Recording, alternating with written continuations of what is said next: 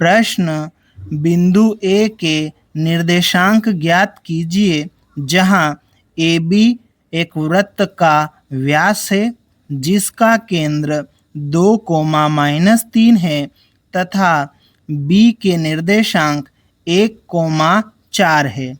इस प्रश्न में हमें बिंदु ए के निर्देशांक ज्ञात करना है।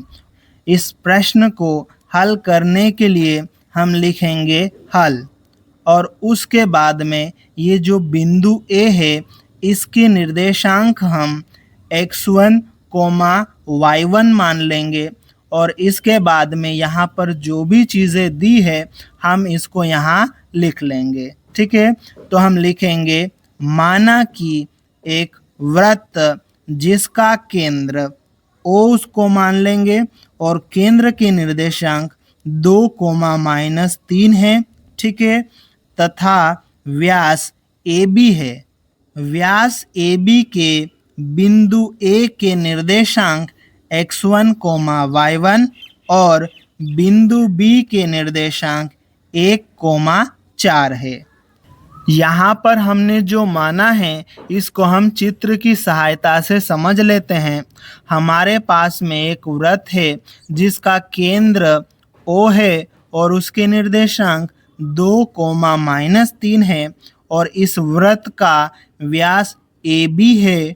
ठीक है, और इस AB के बिंदु A के निर्देशांक x1, y1 और इसके बिंदु B के निर्देशांक 1, 4 है। ठीक है, यहाँ पर हमारे पास में ये जो वृत्त है इस वृत्त का केंद्र O है और उसका व्यास AB है ना।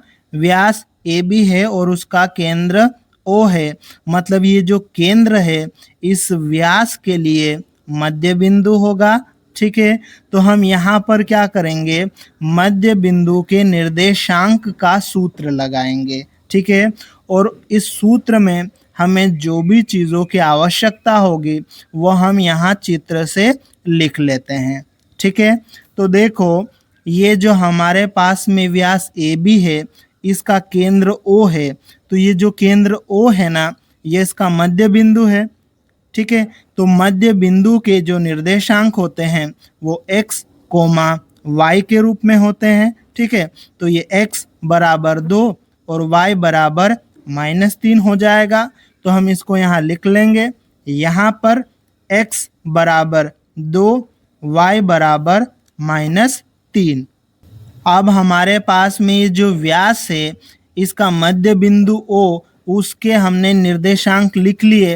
अब एक साइड का बिंदु A, पहला बिंदु A उसके निर्देशांक x1, y1 के रूप में होते हैं, तो इसके निर्देशांक यहाँ पर भी वही हमने माना हुआ है, इसी को हमें निकालना है। मतलब हमारे पास में इसका मान नहीं है तो हम क्या करेंगे, x1 बराबर क्वेश्चन मार्क और y1 बराबर क्वेश्चन मार्क लिख लेंगे। ठीक है, अब इस व्यास का जो दूसरा बिंदु B है इसके निर्देशांक x2, y2 के रूप में होंगे, तो x2 बराबर 1, y2 बराबर 4 हो जाएगा, तो इसको लिख लेंगे x2 बराबर 1, y2 बराबर 4।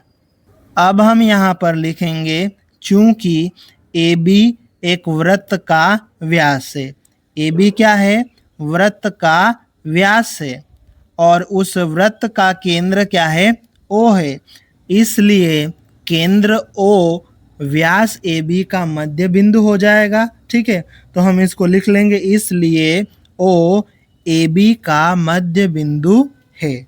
ठीक है, अब ये मध्य बिंदु है तो यहाँ मध्य बिंदु वाला हम सूत्र लिखेंगे। ठीक है, यहाँ क्या होता है, मध्य बिंदु के निर्देशांक बराबर और फिर कोष्टक में x1 + x2 बटे 2, y1 + y2 बटे 2 होता है। ठीक है, तो यहाँ पर हमने मध्य बिंदु के निर्देशांक x, y लिख लिए, फिर बराबर का चिन्ह लगा दिया और पूरा सूत्र लिख लिया। ठीक है, अब हम क्या करेंगे, इस सूत्र में मान रखेंगे और इसको हल करेंगे। ठीक है, तो देखो यहाँ पर x का मान रखना है, x का मान कितना है, 2 है, ठीक है।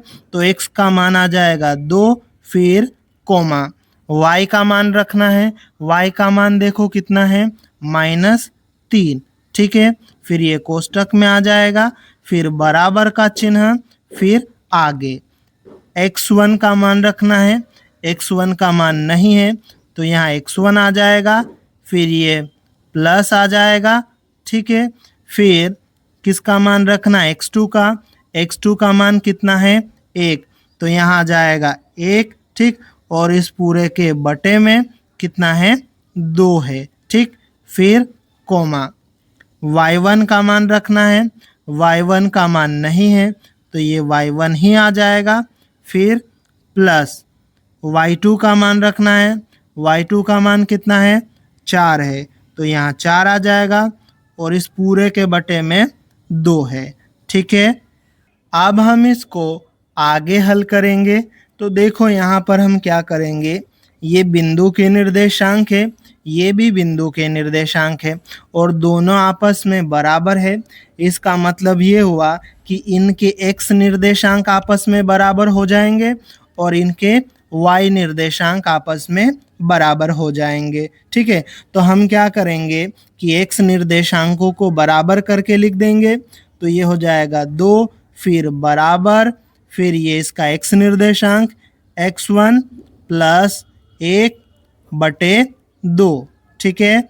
फिर और यह आ जाएगा इसका y निर्देशांक -3, फिर बराबर, फिर इसका y निर्देशांक y1 प्लस 4 और बटे 2, ठीक है।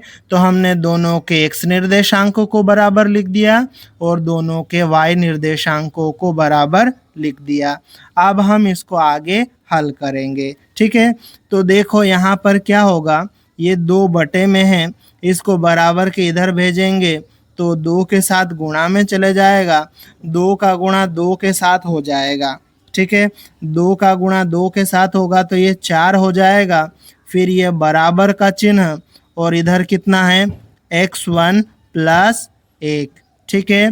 फिर और अब इधर यहाँ पर भी सेम कंडीशन है कि बटे में 2 है, इस 2 को हम बराबर के इधर भेजेंगे तो -3 के साथ में 2 का गुणा हो जाएगा, -3 के साथ में 2 का गुणा होगा तो कितना हो जाएगा -6, और फिर ये बराबर का चिन्ह और यहाँ क्या है y1 प्लस 4, ठीक है।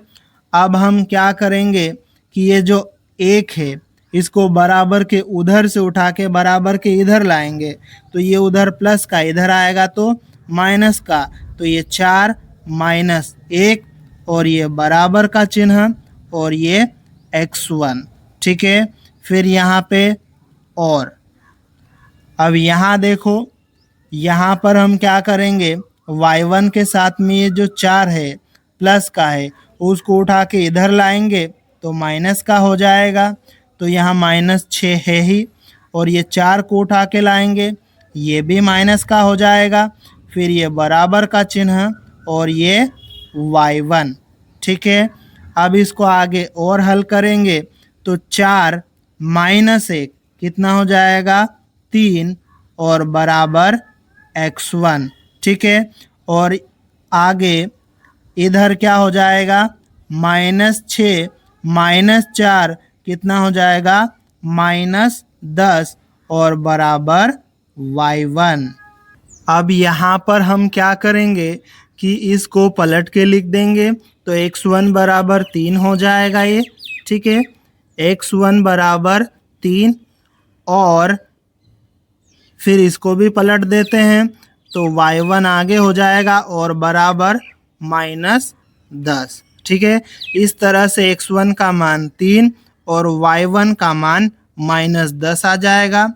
हमने बिंदु A के निर्देशांक x1, y1 माना था, इसलिए बिंदु A के निर्देशांक 3, -10 हो जाएंगे, ठीक है।